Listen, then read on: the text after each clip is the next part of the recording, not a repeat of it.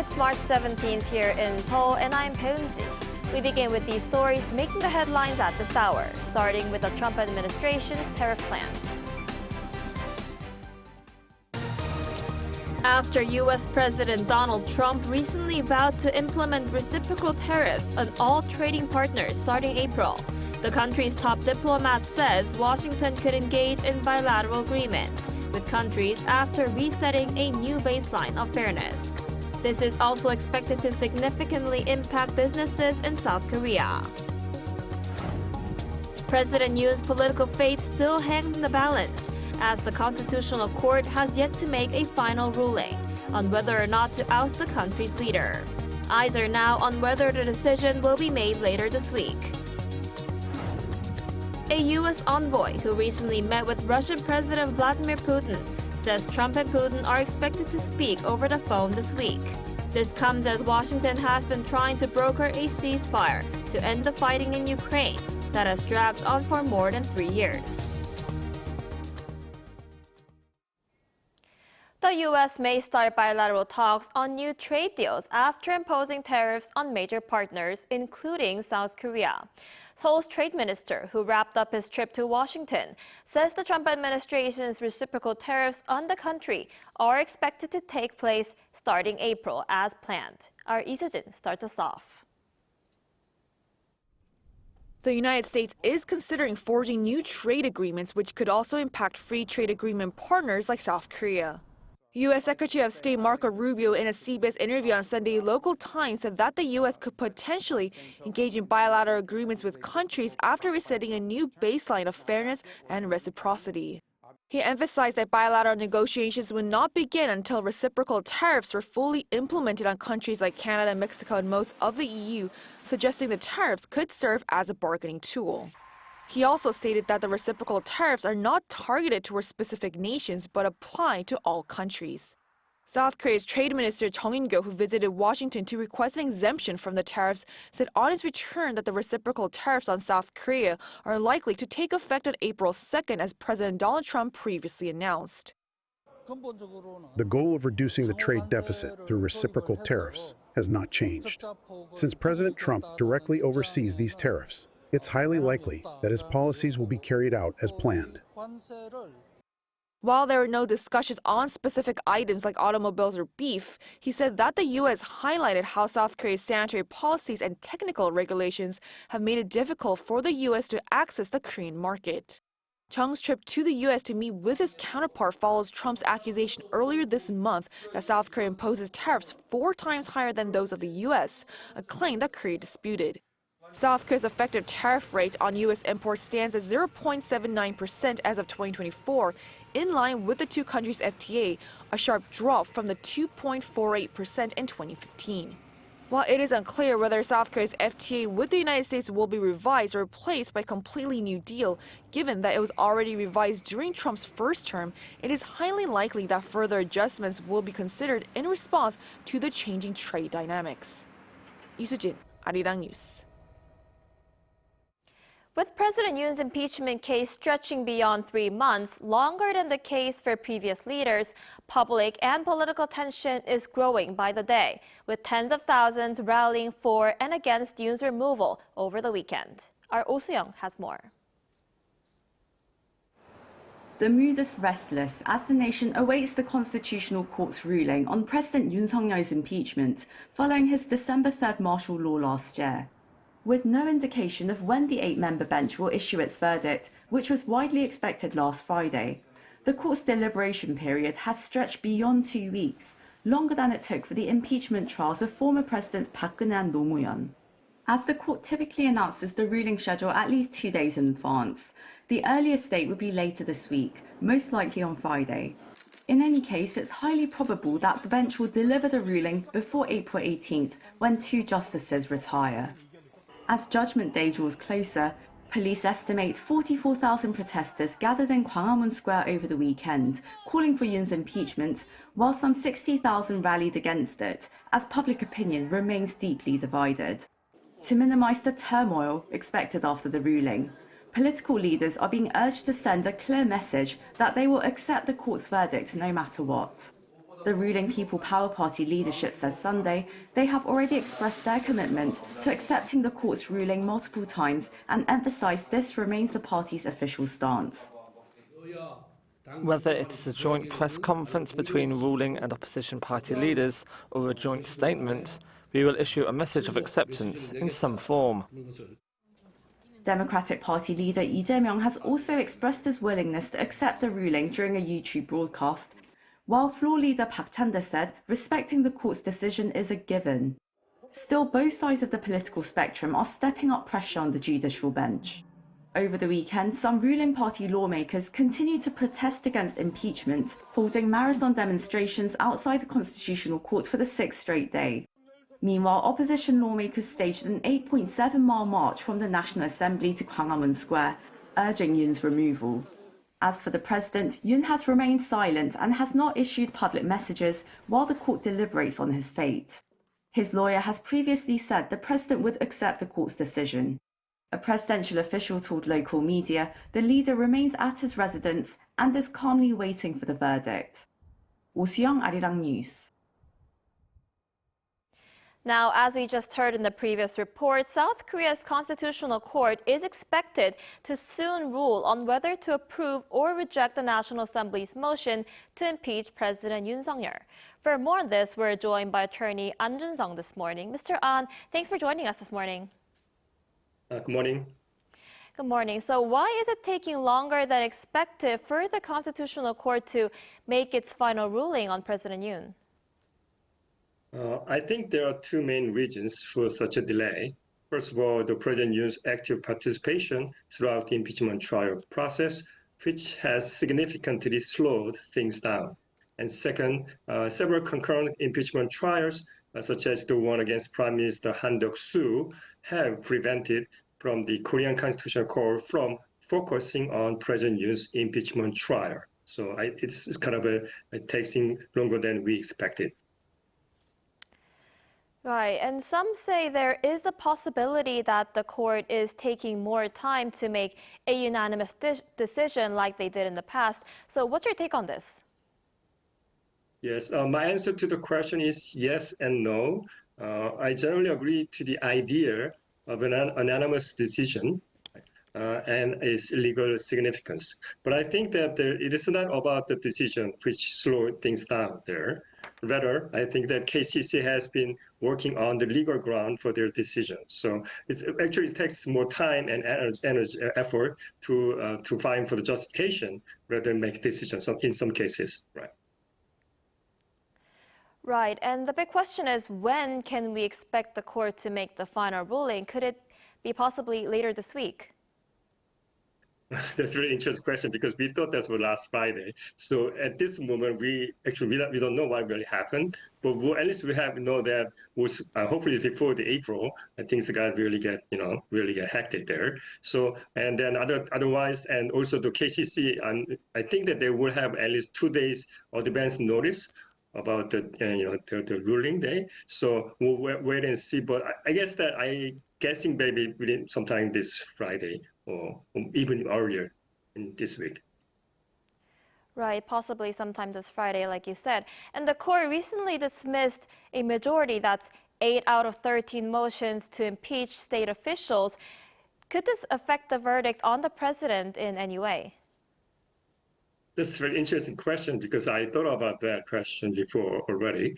But some people actually argue that the 100% dismissal rate means that there's about the most recent 8 cases. Out of 8 cases, all 8 cases had been dismissed. So some people argue that 100% dismissal rate would have some effect on President Yoon's impeachment trial. So it's a very interesting argument, but I disagree because actually we need to focus on the rationale on the 8 cases, not decision only, but also what the reason behind the ruling, right? So KCC consistently clarified that the National Assembly has not abused its impeachment power for all the cases. So that's actually the bad news for President Yoon because that President Yoon's defense team was making argument that one of the main argument is that the National Assembly have abused their power. So that's really against their arguments. Right, I guess it's really hard to tell for now. And could you briefly explain to our viewers what happens after the ruling? Will President Yoon be immediately removed from office if the court rules against Yoon? And what happens if the court rules for the president? Yes, so whatever decision the cases come to it, there will have an immediate effect. So if the court finds that is ruling against President Yoon, and he will be immediately removed from his office. And then under the Korean Constitution, there will be 180-day window to re-elect a new president. So very short time for election process. Otherwise, he will be immediately, he will immediately resume his official work after the ruling. So there's immediate effect. So we have to wait and see what really happened on that day. All right, I'm afraid that's all the time we have for this morning. Mr. An, thank you so much for your insight today. We appreciate it. Thank you.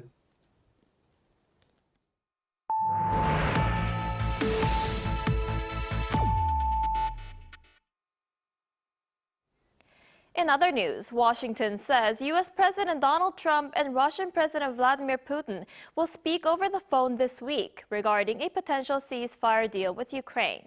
European leaders and military chiefs are also holding a series of meetings this week to discuss ways to secure post-war peace amid ceasefire agreement speculation. Our Lee Seung-jae has the details. U.S. President Donald Trump has said recent negotiations with Russia to end the war with Ukraine are going well. He also expressed confidence that Russian President Vladimir Putin will agree to a ceasefire. According to U.S. Special Envoy to the Middle East Steve Witkoff on Sunday, the two leaders are expected to hold phone talks this week. Witkoff met Putin in person in Moscow last week to further discuss a potential ceasefire deal that will finally put a halt to over 3 years of war. The envoy expressed optimism over the phone call, saying that the presidents are going to have a really good and positive discussion this week. He also voiced confidence that a deal would be reached in the coming weeks. Witkoff explained that Washington is also in communication with Kyiv, adding that while the situation is complicated, the gap between the two sides is narrowing. U.S. negotiators are set to meet with counterparts from both Ukraine and Russia during the coming week to further engage in ceasefire talks. Meanwhile, the European Union is set to discuss measures to provide additional weapons to Ukraine worth over $43 billion during its foreign ministers' meeting and a leaders' summit. On Thursday, the military chiefs from countries participating in the Coalition of the Willing will meet in the UK to discuss post-war peacekeeping. While plans for deploying peacekeeping troops to key locations and training Ukrainian forces are being discussed, the process is expected to face several hurdles, as many countries are reluctant to send troops. Lee Seung-jae, Arirang News. Palestinian militant group Hamas has said it will only release an American, Israeli, and the bodies of 4 hostages if Israel implements the ceasefire agreement. According to the Associated Press, citing a senior Hamas official on Sunday, the militant group believes that their offer is an exceptional deal aimed at getting the truce back on track.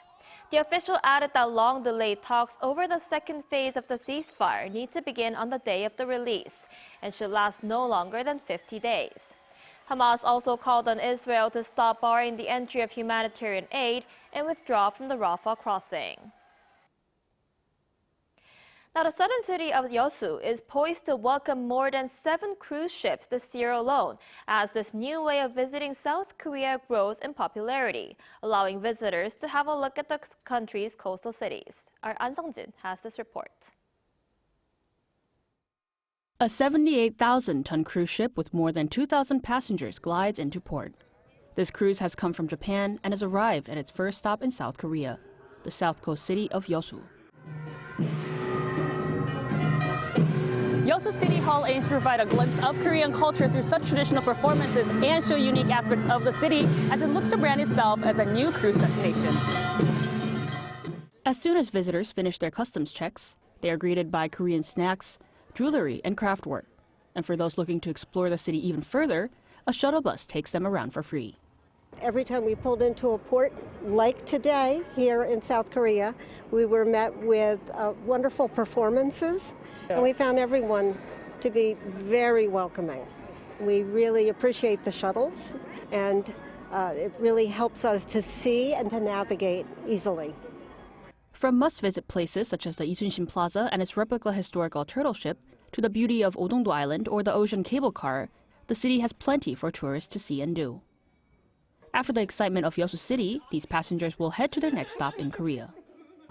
Well, we're pretty old hats at this, so we've been doing it this is probably our 12th cruise. Oh, just enjoying this area, right? We really don't know much about, was it Yeosu? Yeosu? Yeah, I don't really know much about that, but we're looking forward to Jeju tomorrow. To accommodate all the tourists, the city provides administrative support, including temporary currency exchange and tourism information centers, as well as interpreters and tour guides. With more cruise visitors, whether it's shopping or dining, the local economy of Yeosu is becoming more active. I think this will be an opportunity to improve its brand image and further promote itself, which is why we are putting a lot of attention and support into these MICE and cruise businesses. The city is expecting to welcome another 6 cruises this year, carrying a total of 10,000 tourists as it looks to put itself on the map as a cruise destination. An Sung-jin, Arirang News, Yeosu. An independence fighter's dedication to ensuring Korea's freedom from Japanese colonial rule is brought to light on stage through the art of dance. Our correspondent Song Yoo-jin shows us how.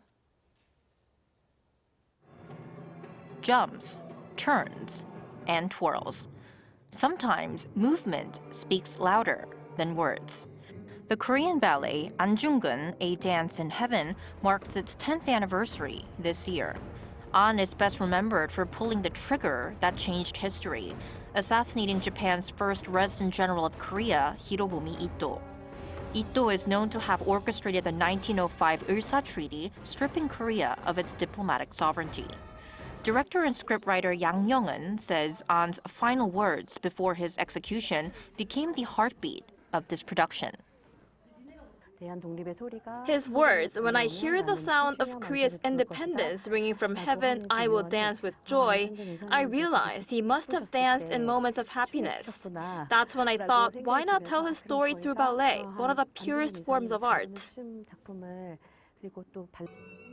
The ballet traces An's life from his marriage to its beloved wife Kim Ha-ryo at 15 to his final moments at 31. Ballerinos Yoon Jeon-il and Lee Dong-tak play An, which they call an incredible honor. I've read books, watched documentaries, and studied historical records, but I tried to embody his sacrifices and convictions. I kept asking myself, why did he make those choices?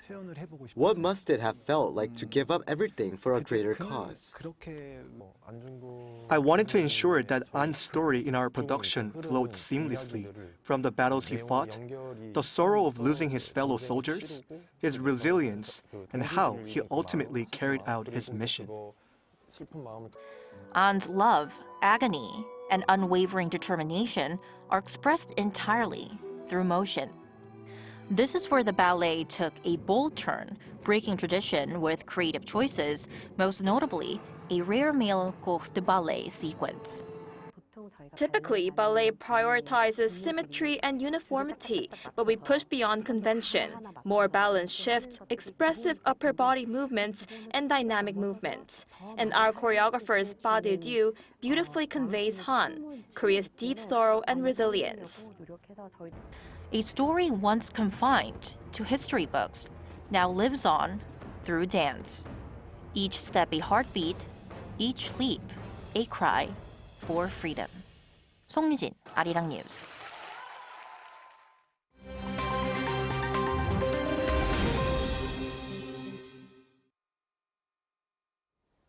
Good morning, I'm Choi Ji-hee, and this is The World Now. Over the weekend, the United States launched airstrikes against the Iran-backed Houthi rebels in Yemen, aiming to deter attacks on international shipping routes in the Red Sea. The Houthis have vowed to retaliate. On Saturday local time, U.S. forces conducted airstrikes targeting sites in Houthi-controlled areas of Yemen.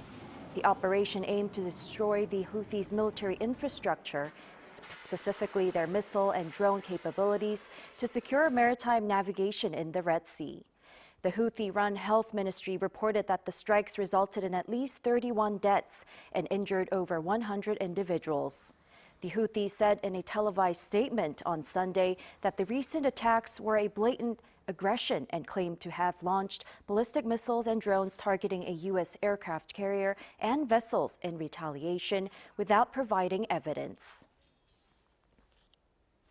In the North Macedonian town of Kochani, a devastating fire engulfed a nightclub, resulting in the death of at least 59 people and injuries for more than 150 others. The fire broke out at the Pulse nightclub in Kochani at approximately 2:35 a.m. on Sunday local time during a concert by a local hip-hop duo. The fire was reportedly caused by pyrotechnic devices used during the performance, which set the club's ceiling alight. Reports also say the venue was overcrowded, leading to a stampede as people tried to escape through limited exits. Emergency responders faced challenges due to the intensity of the fire and the club's overcrowded conditions. Authorities detained 15 individuals in connection with the incident amid allegations that the nightclub was operating without proper licensing and had exceeded its capacity. The North Macedonian government declared a 7-day period of national mourning following the tragedy. The United States has been experiencing a significant surge in egg prices, with the average cost reaching $5.90 per dozen in February. While the price hike is primarily due to a severe avian influenza outbreak, some consumers are attempting to source cheaper eggs from neighboring countries, such as Mexico, where prices average under $2 per dozen. However, U.S. Customs and Border Protection has reported a 36% increase in egg smuggling incidents this fiscal year. Meanwhile, the U.S. has turned to several European countries, including Denmark, for egg imports to curb soaring prices. Disney's live-action movie Snow White premiered in Los Angeles on Saturday local time with a notably subdued event. The premiere featured limited media presence with interviews conducted primarily by Disney-affiliated personnel. The film has been surrounded by controversies, including criticism over the casting of Rachel Zegler, a Latina actress, as Snow White, and debates regarding the portrayal of the Seven Dwarfs. Also, the differing political views between Zegler and co-star Gal Gadot as the evil queen have fueled further discussions. The film is scheduled for worldwide theatrical release on March 21st.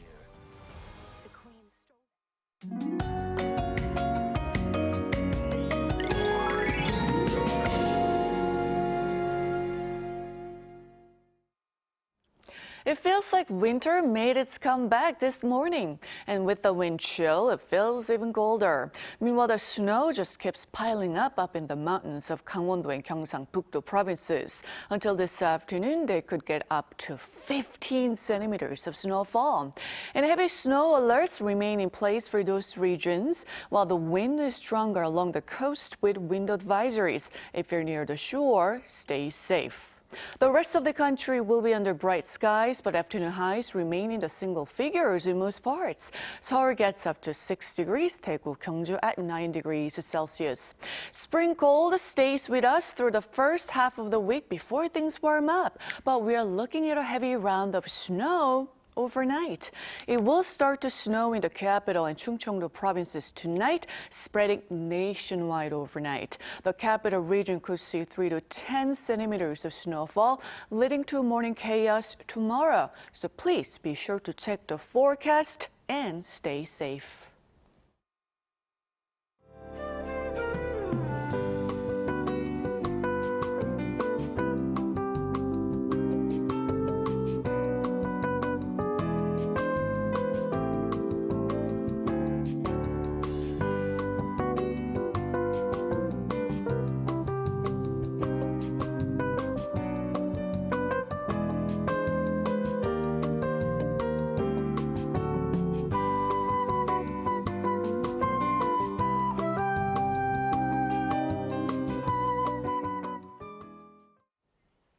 That's all we have for our morning edition of Arirang News. We'll be back with more stories making the headlines at 5 p.m. Korea time. Thanks for watching.